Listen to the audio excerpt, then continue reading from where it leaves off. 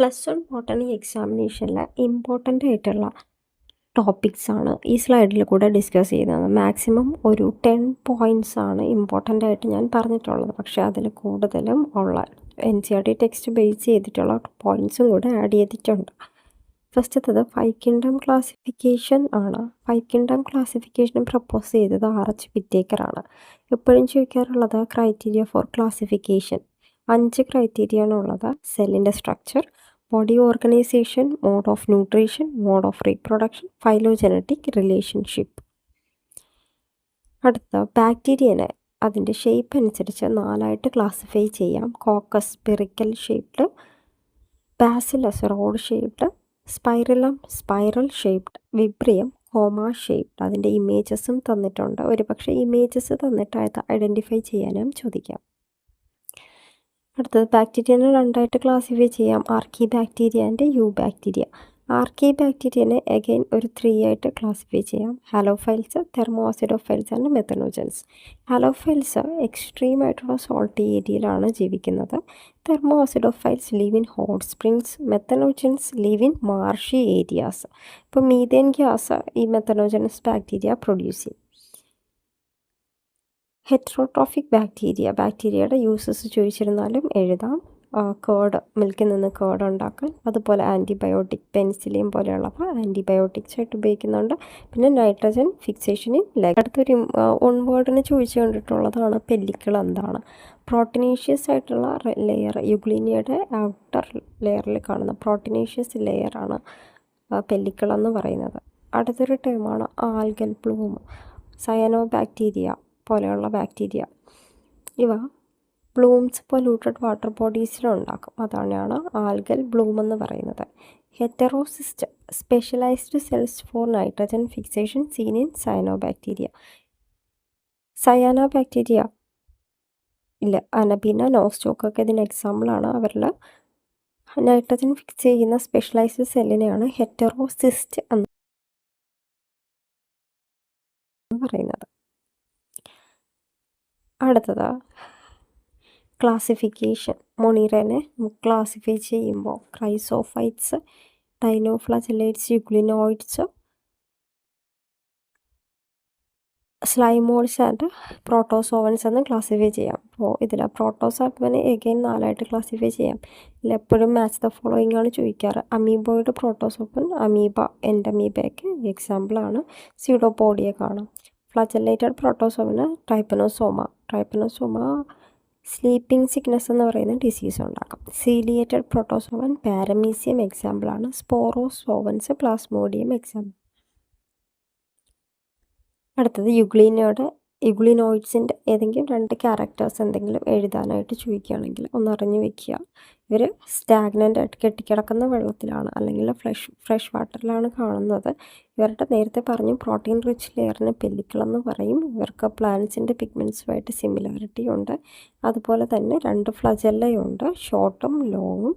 ഇവർ മിക്സോട്രോഫിക്കാണ്, അതായത് ലൈറ്റിൻ്റെ പ്രസൻസിൽ അവർ ഫോട്ടോസിന്തറ്റിക്കും, അതുപോലെ സൺലൈറ്റിൻ്റെ ആബ്സെൻസിൽ അവർ ഹെറ്ററോട്രോപ്സ് അല്ലെങ്കിൽ ബാക്കിയുള്ള ഗ്രെയിനെ പിടിച്ച് കഴിക്കുന്ന ജീവികളായിട്ട് ആക്ട് ചെയ്യും. അടുത്തത് ഇമ്പോർട്ടൻ്റ് ആയിട്ടുള്ളത് ഡയറ്റമീഷ്യസ് എർത്ത്. എന്താണ് ഡയറ്റമീഷ്യസ് എർത്ത്? ഡയറ്റം സെൽ പോലെയുള്ളവയുടെ സെൽ വാൾ സിലിക്കേഷ്യസ് സെൽ വാളാണ്. ഇത് സീഡ് ഫ്ലോറിൽ ഇയേഴ്സായിട്ട് ഇങ്ങനെ അക്യുമുലേറ്റ് ചെയ്തിരിക്കും. Cell wall deposit of diatoms over billion years in the sea floor is called diatomaceous earth. Uses of filtration of oils and syrup and polishing. അടുത്തത് എന്താണ് red ആയിട്ടുള്ള dinoflagellates. അവരുടെ പേരാണ് ഗോണിയോലാക്സ്. അവർ റാപ്പിഡായിട്ട് മൾട്ടിപ്ലൈ ചെയ്തിട്ട് സീന് റെഡ് കളറിൽ കാണിക്കും.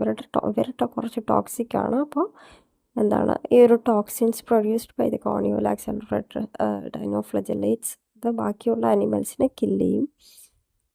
ആൻഡ് എന്താണ് വൈറോയിഡ്സ്, ബ്രയോൺസ്.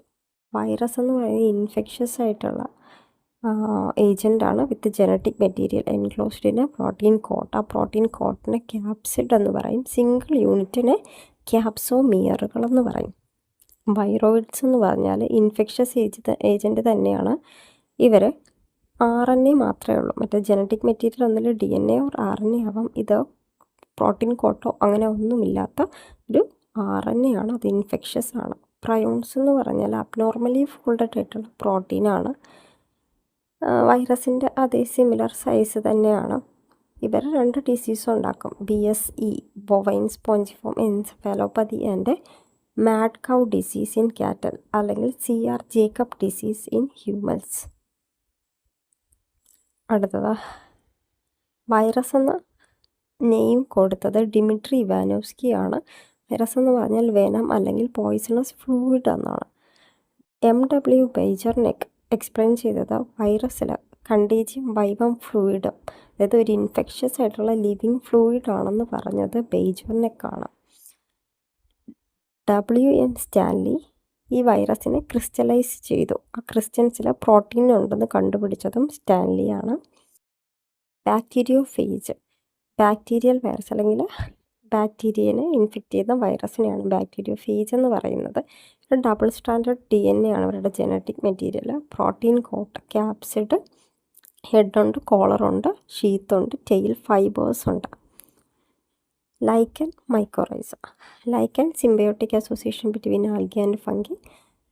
ഈ ലൈക്കൻസ് പൊല്യൂഷൻ ഇൻഡിക്കേറ്റേഴ്സ് എന്ന് പറയാറുണ്ട്. അവർ പൊല്യൂട്ടഡ് ആയിട്ടുള്ള ഏരിയാസിൽ വളരത്തില്ല. ഫൈക്കോബയോണ്ട് ആൽഗൽ കമ്പോണൻ്റ് എന്നും മൈക്കോബയോണ്ട് ലൈക്കനിലെ തന്നെ ഫംഗൽ കമ്പോണൻ്റ് എന്നും പറയും. Mycorrhiza symbiotic association between fungi and roots of higher plants. Fungi helps to absorb water and nutrients from large areas of soil.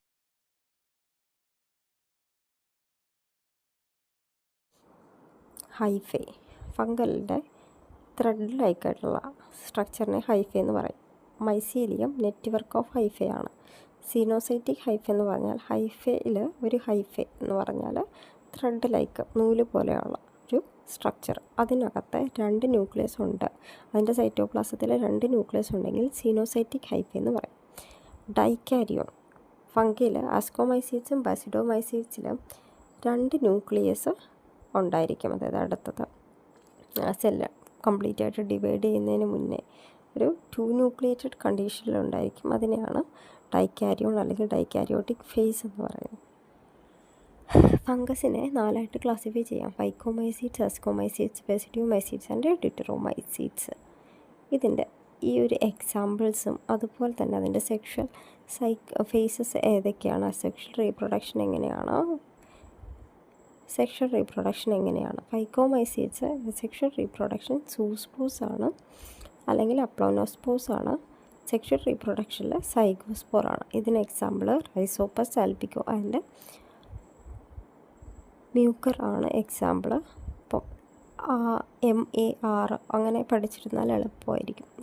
Rhizopus, mucor, albugo. ആസ്കോമൈസീഡ്സിൽ sexual reproduction കൊണീഡിയയാണ്. Sexual reproduction ആസ്കോസ്പോറുകൾ വഴിയാണ്.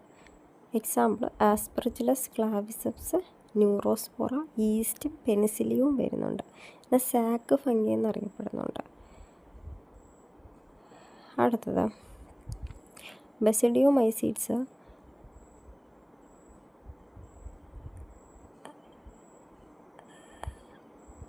ബസിഡിയോമൈസീഡ്സിൽ sexual reproduction ബസിഡിയോസ്പോർസ് വഴിയാണ് നടക്കുന്നത്.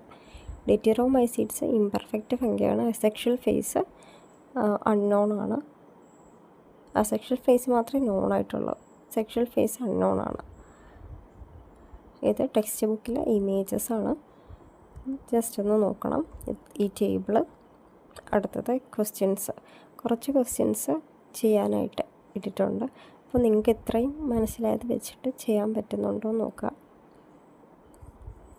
Thank you.